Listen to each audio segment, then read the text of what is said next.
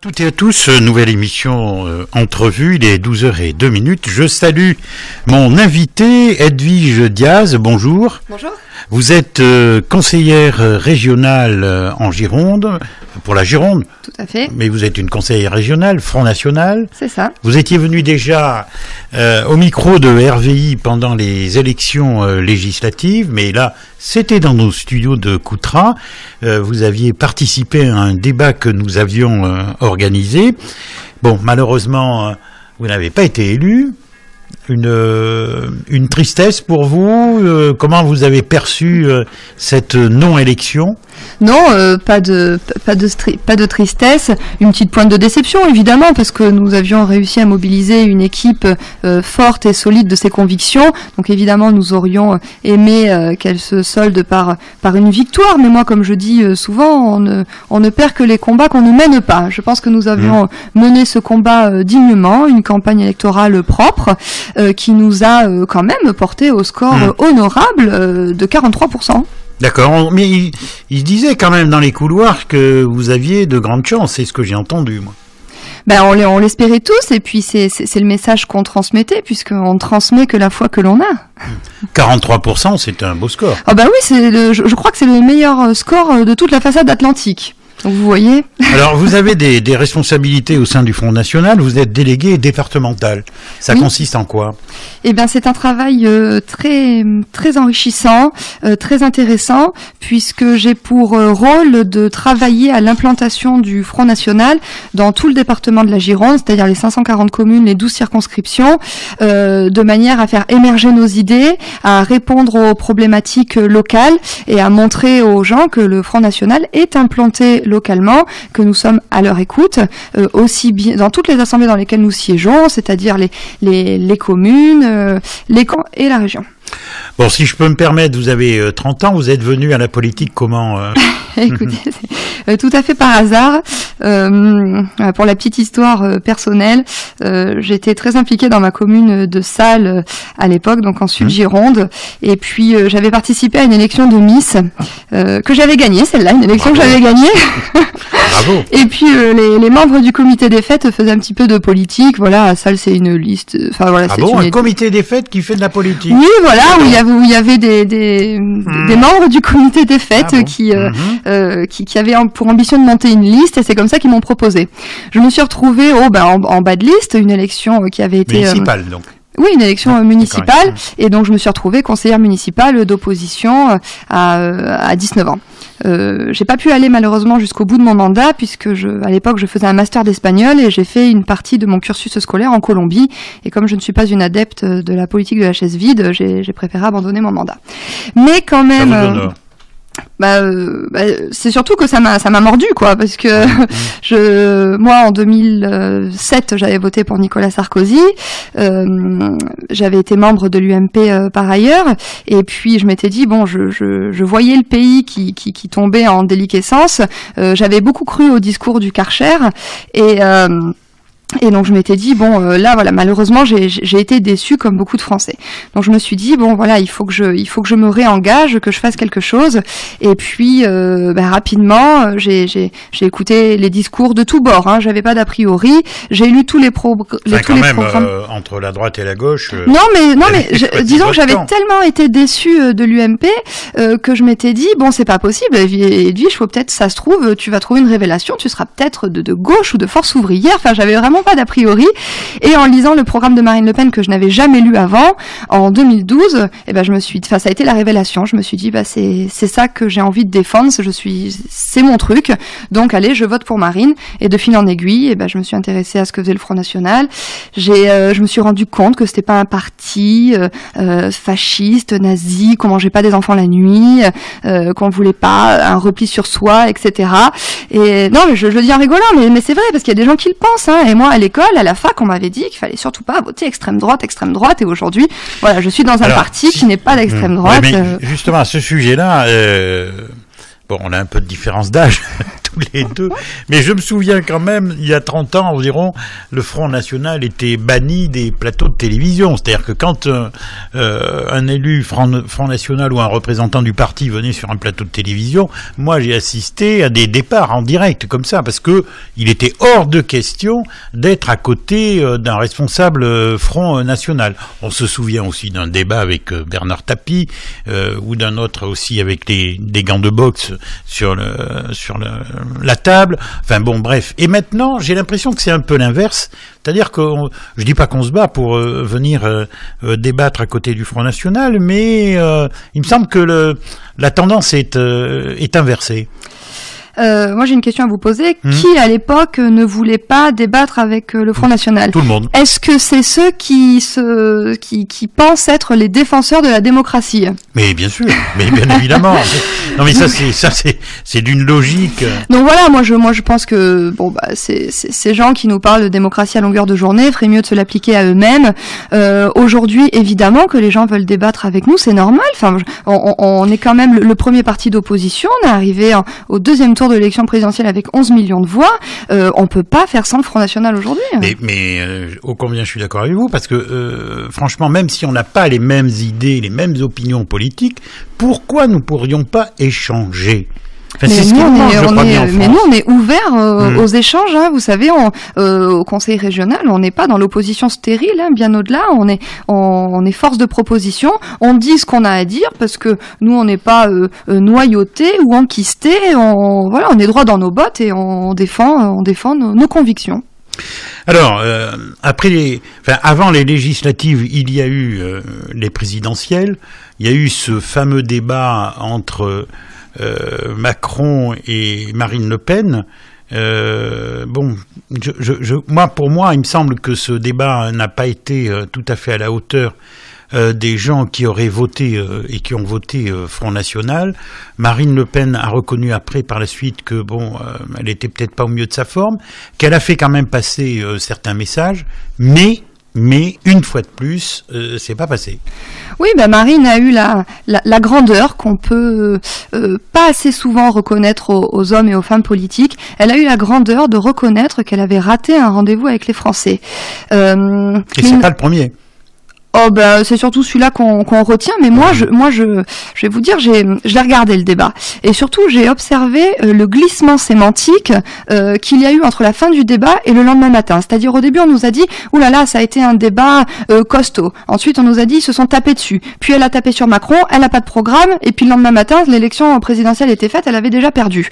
Moi je pense pas de cette manière. Je pense au contraire que Marine a été clairvoyante comme elle l'est souvent.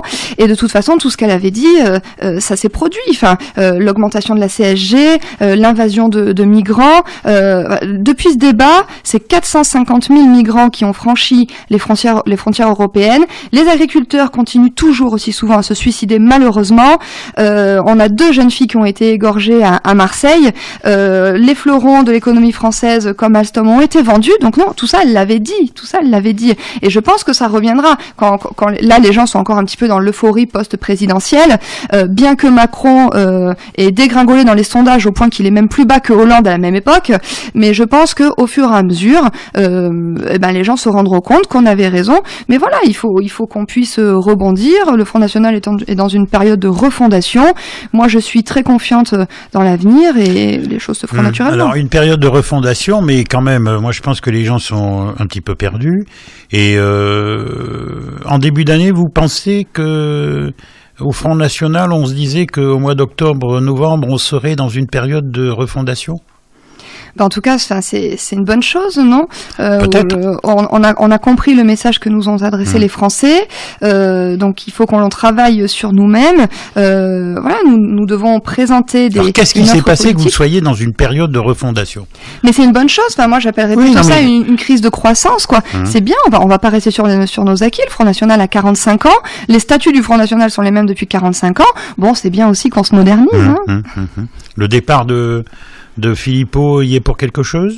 Le départ, c'est regrettable, hein. Moi, j'aurais préféré que la famille politique reste unie, mais bon, il a fait son choix il a décidé de partir. Maintenant, c'est sa tambouille politique, ça le regarde, mais nous, ça ne nous déstabilise pas. On est bien plus fort que ça. Le Front National, ça fait des années qu'on le donne mort, et comme je vous dis, il a fêté ses 45 bougies il y a quelques jours.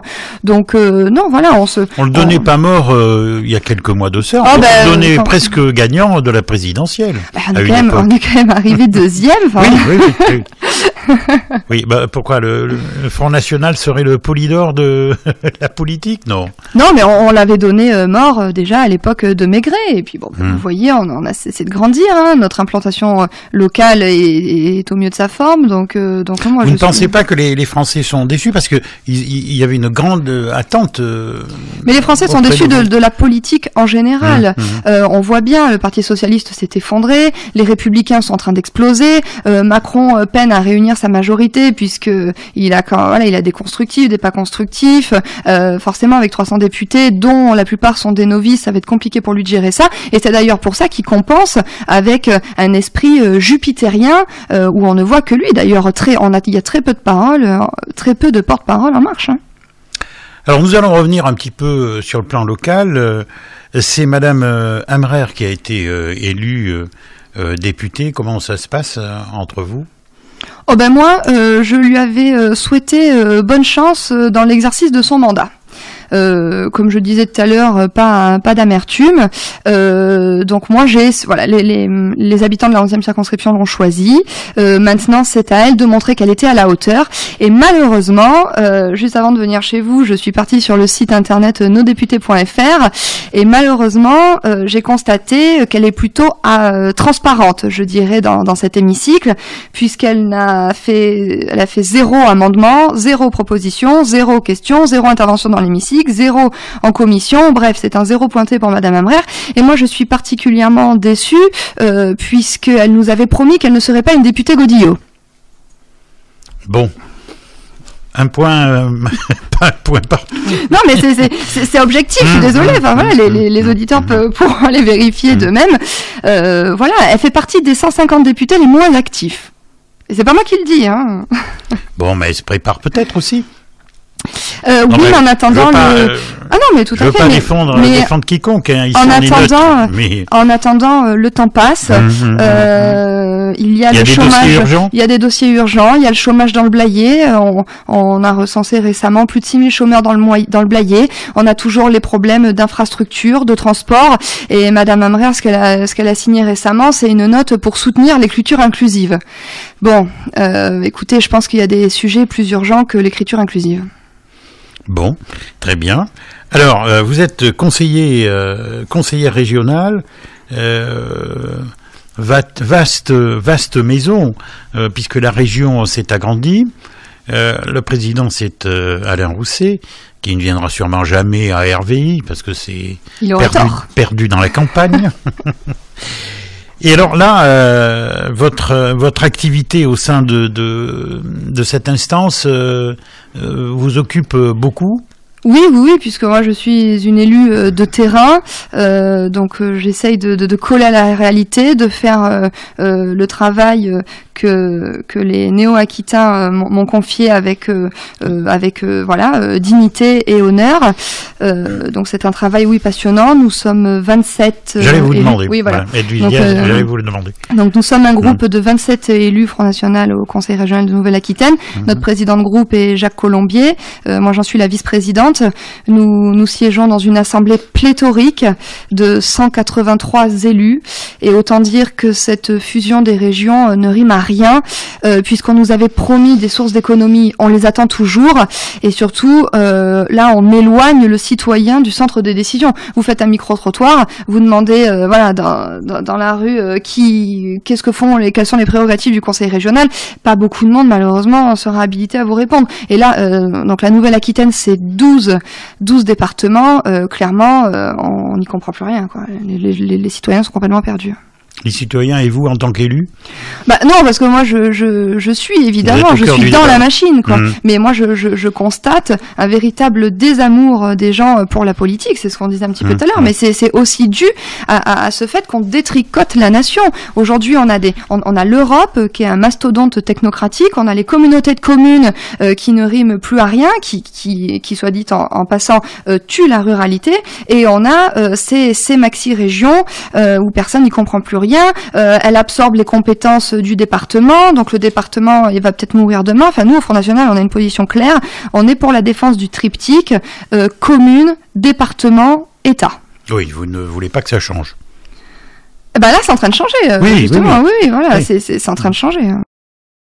Notre émission, mon émission Entrevue en direct du studio de Saint-Rémy se déroule dans les meilleures conditions possibles, puisque j'ai une charmante représentante du Front National qui est Edwige Diaz, conseillère régionale, secrétaire départementale du Front National. À l'instant, nous parlions de ce conseil régional, un peu méconnu du grand public, enfin le nom sûrement, mais après, qu'est-ce qui s'y passe, qu'est-ce qu'il s'y fait, ça, c'est une autre histoire. Mais oui, malheureusement, parce que le conseil régional a des délégations, des compétences importantes et oui méconnues, mais surtout le conseil régional pèse sur les finances. Beaucoup plus. Dans la vie grand local, elle pèse beaucoup plus qu'on pense. Mais oui, beaucoup plus qu'on le pense, et ça se ressent aussi sur nos impôts. Donc il n'y a pas de fiscalité directe au conseil régional, mais il y a de la fiscalité indirecte. Et ça, tout le monde contribue au budget qui s'élève à peu près 3 milliards d'euros au Conseil régional Nouvelle-Aquitaine, et tout le monde y contribue. De quelle manière? C'est bon de le dire. Oui. Alors, je vais vous répondre, mais il y avait une affaire qui avait fait scandale en janvier 2016, qu'on a un petit peu mis sous le tapis, et sur laquelle je voudrais revenir parce que c'est quelque chose de très important. Il s'agit de la gestion calamiteuse qu'avait opérée Ségolène Royal quand elle a été présidente de la région Poitou-Charentes de 2004 à 2014. Il faut dire ce qu'il est. Si cette fusion n'avait pas eu lieu, la région Poitou-Charentes serait aujourd'hui criblée de dettes. Sûrement mise sous tutelle. Et sûrement mise sous tutelle. La Cour régionale des comptes avait révélé que l'ancienne région Poitou-Charentes avait laissé une ardoise de 132 millions d'euros, à laquelle s'ajoutent 46 millions d'euros d'emprunts toxiques. Et du coup, c'est très grave, parce qu'il a fallu... En fait, ça a rallongé notre capacité de désendettement, et si la région Poitou-Charentes était restée seule, elle serait aujourd'hui à une capacité de désendettement de 18 ans, alors que le seuil critique, c'est 8 ans. 8 ans. Donc Alain Rousset a forcément dû prendre des mesures nécessaires pour rétablir l'épargne brute, et surtout pour essayer de redresser la barre pour éviter d'aller à la catastrophe. Alors, ils ont mis en place des mesurettes pour essayer de faire passer la pilule. Ils nous ont dit non, mais ça va pas peser sur les ménages. Par exemple, on va sortir la taxe sur les permis de conduire. Alors ça, c'est un truc symbolique, parce que, mais bien sûr, moi je suis évidemment pas pour qu'on mette des taxes sur les permis de conduire, mais là ça représente 1 million d'euros. Donc on nous dit, écoutez, soyez contents, vous économisez 1 million d'euros. Mais en revanche, c'était une taxe qui devait être mise en place sur les permis de conduire. En fait, c'est une taxe qui était appliquée pas par toutes les anciennes régions. Et donc là, ils ont dit, écoutez, on va harmoniser par le bas, on va enlever la taxe pour tout le monde. Mais en parallèle, ils nous ont augmenté le prix du cheval fiscal. Nous, à l'époque, en Aquitaine, on le payait 36 €, et maintenant, on va le payer 41 €, pardon. Ce qui va permettre de renflouer les caisses du conseil régional d'environ 14 millions d'euros par an. Donc c'est pas le département qui fixe, à une époque, c'était pas le département qui fixait le cheval fiscal, je croyais que c'était lui. Peut-être, mais en tout cas, depuis un certain temps, c'est la région. Ouais, tout à fait, ça fait partie de la fiscalité indirecte. Mais aussi, le conseil régional pèse sur quelque chose qu'on utilise tous les jours, c'est notre voiture. Puisqu'en fait, donc le conseil régional récupère une part de ce qu'on appelle donc la TICPE, en gros c'est la taxe sur le gasoil et l'essence, sur les carburants. et donc le conseil régional a décidé de relever à son maximum la part à laquelle il pouvait prétendre, c'est-à-dire 2,5 centimes par litre. Et ça va renflouer les caisses du conseil régional de 46 millions d'euros par an. Ensuite, on nous a rajouté de l'emprunt. L'emprunt était aux alentours de 500 millions d'euros en 2015 et aujourd'hui, il passe à 650 millions. Mais sauf que les emprunts d'aujourd'hui sont les impôts de demain. Et en parallèle, on ne fait pas les économies nécessaires. Je vais vous donner deux, trois exemples. On se fourvoie dans des projets dispendieux dont personne ne veut, et même sur où on a des avis de structures qui nous disent c'est du gaspillage. Je vais prendre comme exemple, par exemple, la ligne Pau-Canfranc.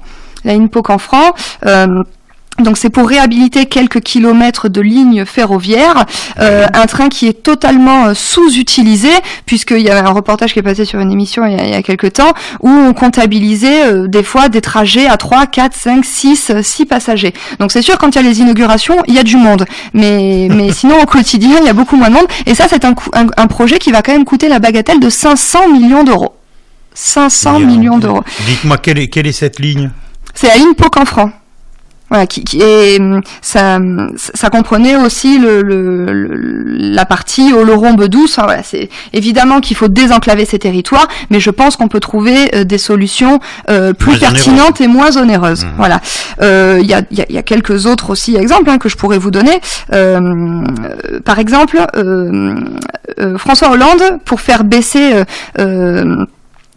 fictivement le chiffre du chômage, avait lancé un plan 500 000 formations. Parce que qu'en fait, disons, quand on met les demandeurs d'emploi dans la catégorie en formation, ils sortent des chiffres. Là, donc, le plan 500 000 formations coûte 47 millions d'euros à la région.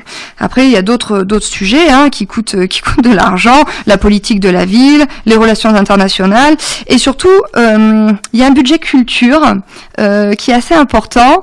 Et là, en fait, on subventionne des choses tout à fait peu neutres. Voilà, on va subventionner des associations qui font la promotion de la politique, mais surtout qui appellent à faire barrage au Front National avant chaque élection. Non, mais c'est véridique.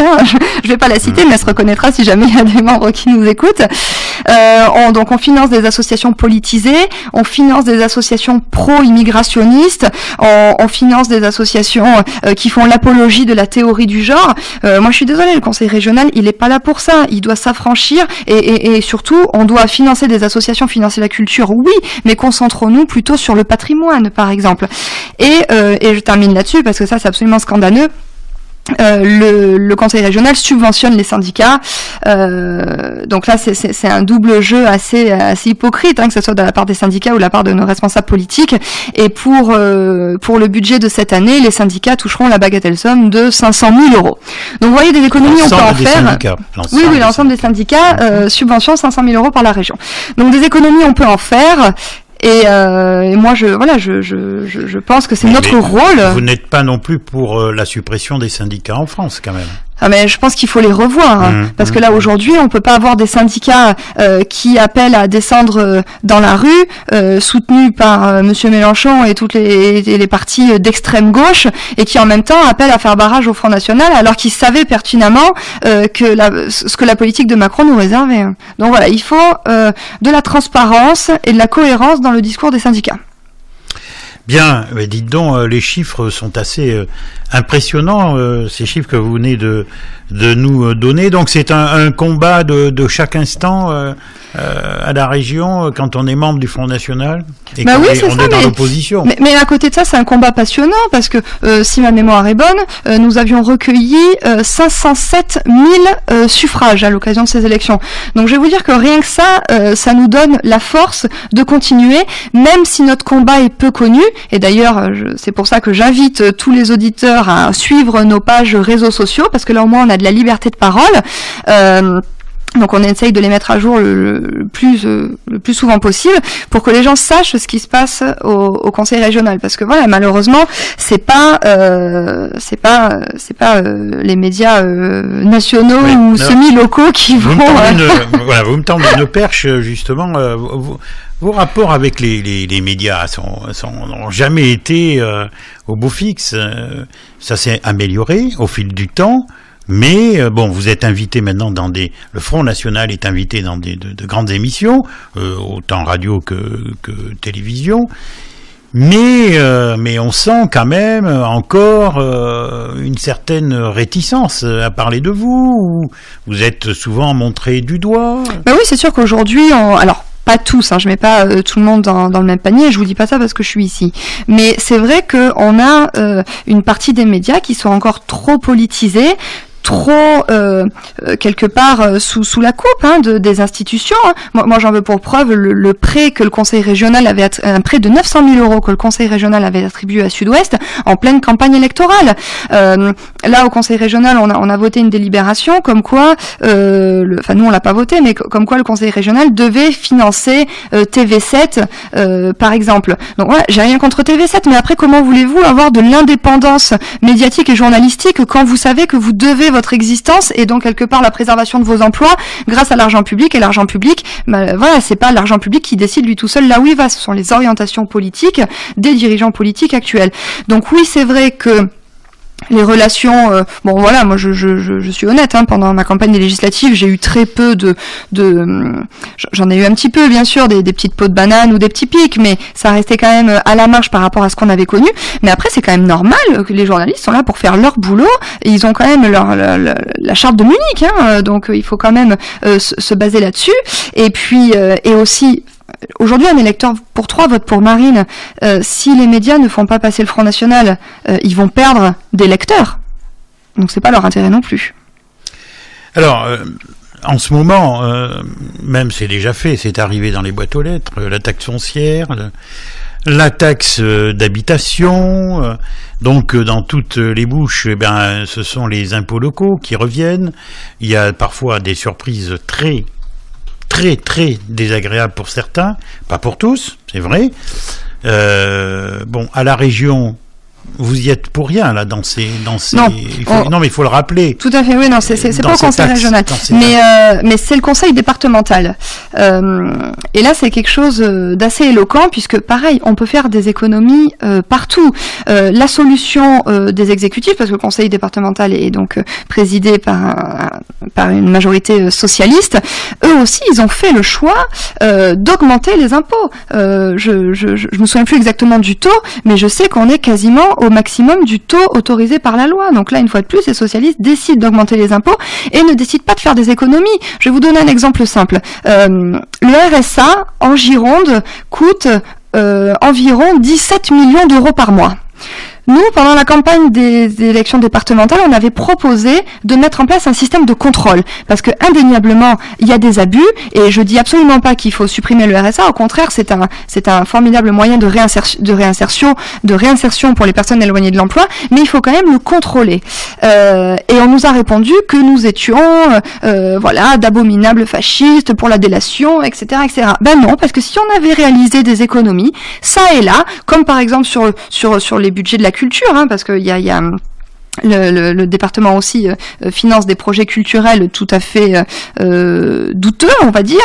Voilà, donc on peut faire des économies et ça nous permettrait que ces dépenses dispendieuses ne soient pas répercutées sur l'augmentation de nos taxes. Bien, vous êtes assez convaincante sur le sujet. Alors les impôts, on vient d'en parler. Les dépenses, on en a parlé aussi au niveau du conseil régional. Bon, on peut pas éviter de parler de l'immigration. Je sais que c'est un sujet qui est repris sur le plan local, sur le plan national. Où en êtes-vous par rapport à ce sujet-là ? Écoutez, je pense qu'aujourd'hui, et notamment avec ce qui se passe, on pourra pas dire que le Front National n'avait pas raison. Il faut évidemment faire le lien entre l'immigration et l'insécurité. Alors, la gauche bien pensante nous dira qu'on fait des amalgames, etc. Mais je pense que les Français s'en rendent aujourd'hui compte. J'en veux pour preuve le viol qu'il y a eu il y a 2 jours sur une jeune femme à Calais. Le viol a été perpétré par un clandestin. Donc, il faut évidemment rétablir le contrôle aux frontières. frontières, il faut qu'on se protège tout simplement. Et là, pour l'instant, Schengen nous interdit. Ben, il faut revenir sur les accords de Schengen. Donc ça, ce sont un programme que nous porterons à l'occasion des élections européennes. Nous sommes tout à fait cohérents sur le sujet. Donc voilà, donc rétablissement des frontières, protection des individus, renforcement des forces de police qui avaient été dissoutes par Nicolas Sarkozy. Et il n'y a que comme ça que nous pourrons arrêter ce laxisme et faire en sorte que les Français retrouvent le sentiment de sécurité qui leur est dû. Nous avons encore à peu près 15 minutes en compagnie de Edwige Diaz, qui est conseillère régionale et secrétaire départementale du Front National. Nous parlions d'un sujet qui tient à cœur le Front National depuis des décennies, l'immigration. Vous vouliez peut-être rajouter quelque chose ? Oui, je voulais dire que nous sommes fermement opposés à cette invasion, à cette submersion migratoire, et je pense que nous avons raison, parce que c'est une idéologie européiste là qui est le sans-frontiérisme, où on baigne dans l'angélisme. Mais je parlais tout à l'heure du viol qui a été perpétré à Calais, mais je peux aussi parler de celui qui avait eu l'année dernière à Cologne. Donc il faut inévitablement faire le lien entre l'immigration et l'insécurité. Et moi je suis assez... le problème c'est que nos dirigeants prennent pas le problème à bras-le-corps. Quand on sait que 96% des déboutés du droit d'asile ne sont pas reconduits à la frontière, on peut se demander si l'État n'est pas complice. À l'Assemblée nationale, nos députés ont demandé à ce que les djihadistes, donc c'est-à-dire ceux qui sont complices avec l'ennemi, nos députés ont demandé à ce que les aides sociales ne leur soient plus versées. Je peux vous dire que ça a fait un tollé. Donc voilà, moi j'ai l'impression que l'État se voile la face, c'est le cas de le dire. Et à côté de ça, les Français... Mais on comprend mal quand même la chose. Ce sont pas des électeurs en puissance, ces immigrés. Donc ils vont effectivement, ça coûte à l'État, ça coûte aux contribuables. Alors les immigrés sont... Alors je vous donne... J'aime pas trop faire ça, mais je vous donne un tout petit point de vue de ma part. Il y a les immigrés et il y a aussi les demandeurs d'asile politique. Et je pense est-ce qu'il faudrait pas faire un peu le distinguo entre les deux ? Mais je suis tout à fait d'accord, mais le problème c'est qu'aujourd'hui, le droit d'asile est devenu une filière d'immigration. Et donc le droit d'asile a été complètement dévoyé. Et à côté de ça, je vous disais que c'est le contribuable qui paye. On parle toujours de faire des économies, mais faisons-en des économies. Supprimons l'AME, l'aide médicale d'État, qui coûte 1 milliard d'euros par an. Moi j'ai vu la taxe attentats qui avait augmenté. Je suis désolée. Une partie des attentats sont perpétrés par des gens, par des terroristes islamistes, n'ayons pas peur de nommer le mal, qui n'auraient pas dû être sur notre territoire au moment où ils ont commis les faits. Je pense par exemple à l'attentat de Nice, ou je pense par exemple au meurtre qui s'est produit à Marseille. Et on se retrouve avec cette immigration massive confrontée à des problèmes qu'on n'aurait pas connus il y a encore quelques années. Je vais vous parler du Conseil d'État. Ça a fait un tollé la semaine dernière. Le Conseil d'État a dit qu'il fallait retirer la croix sur la statue de Jean-Paul II, donc une statue qui est dans le Morbihan. Cacher cette croix que je ne saurais voir. Et en parallèle, on a ce même Conseil d'État qui a jugé anticonstitutionnel l'année dernière les arrêtés anti-burkini. Donc voilà, on marche pas sur nos deux jambes là. Il faut être pragmatique et le problème c'est qu'aujourd'hui, on ne l'est pas, malheureusement. Malheureusement, on ne l'est pas. Alors, il y a 30 ans, quand on parlait du Front National,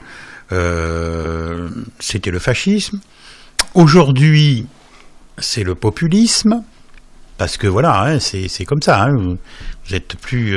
Vous êtes pas dans les bien-pensants. Oui. Ou suivant ce que vous dites. Peut-être parce qu'on dit trop de vérité qui gêne.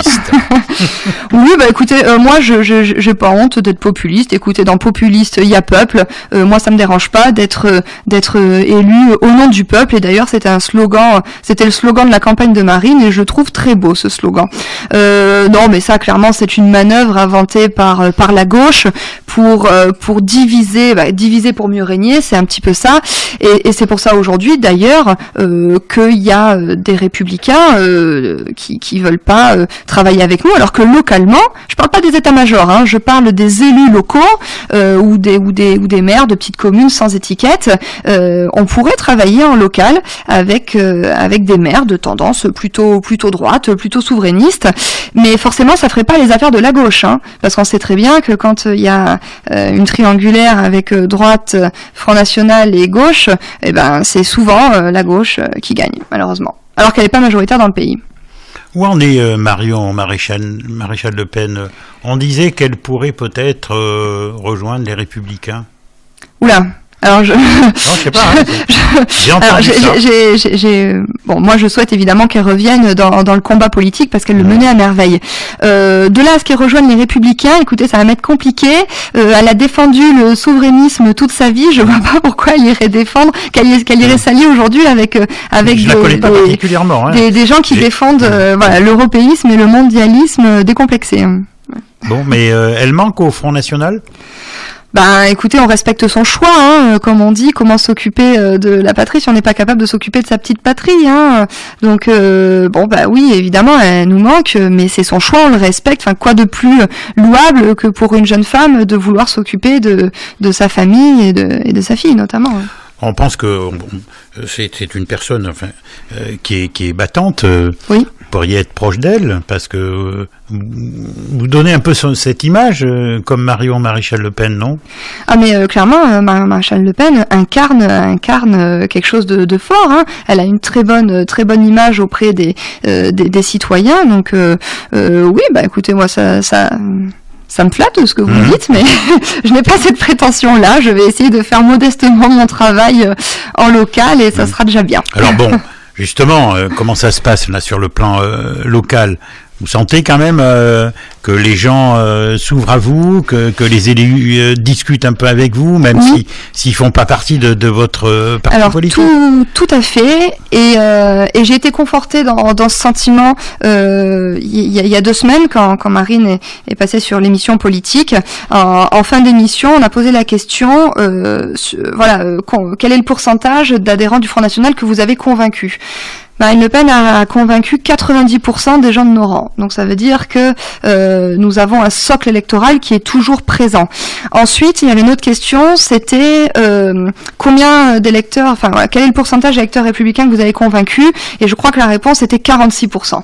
Donc effectivement, il y a du travail à faire en local. Je pense que pour toutes les communes qui font moins de 10 000 habitants, ça a un sens de travailler avec des élus locaux qui sont éloignés de leurs états-majors. Donc ça, on verra ça d'ici 2020 pour les municipales, et surtout un sondage qui était très intéressant. Marine Le Pen arrive toujours en tête comme l'opposante principale à Emmanuel Macron. C'est-à-dire, si l'élection présidentielle avait lieu demain, on se retrouverait avec à peu près le même scénario, et surtout avec Marine au 2e tour. Alors, tous ceux qui avaient voulu l'enterrer et qui avaient dit que le Front National était mort, écoutez, je les invite à lire ce sondage. Et le premier opposant, c'est loin, et dans les faits et dans les sondages, c'est loin d'être Monsieur Mélenchon. Edwige Diaz, il nous reste quelques minutes. Là, votre combat, actuellement, le combat de tous les instants, c'est quoi? C'est de travailler avec intelligence et discernement à la refondation de notre parti, qui est en crise de croissance, qui a un bel avenir devant lui, puisque je pense que nos idées sont majoritaires dans le pays. C'est juste que pour l'instant, nous souffrons encore de cette caricature assez débile, pardonnez-moi l'expression. Donc voilà, donc maintenant, à nous de travailler, à nous de nous montrer convaincants, de montrer que nous sommes des gens sérieux, que nous travaillons. Nous avons un taux de présence particulièrement élevé dans l'hémicycle au Conseil régional. Nos députés à l'Assemblée nationale font un très bon travail. Nos députés européens aussi. Marine Le Pen est bien dans sa tête et bien dans ses baskets. Donc travaillons avec sérieux et les résultats seront à la hauteur de nos espérances prochainement. Edwige Diaz, vous êtes secrétaire départementale de la gérante du Front National. Vous pourriez être amené à prendre des responsabilités sur le plan national? Alors moi, je me tiens à la disposition de mon mouvement. Si ils jugent que je suis utile sur un poste supplémentaire, évidemment, je me tiens à leur disposition. En tout cas, je ferai tout ce qui est en mon pouvoir pour me mettre au service de mes convictions. Eh bien, nous allons conclure cette émission. Edwige Diaz, merci d'être venue jusqu'ici dans nos studios en direct de Saint-Rémy. À très bientôt sûrement.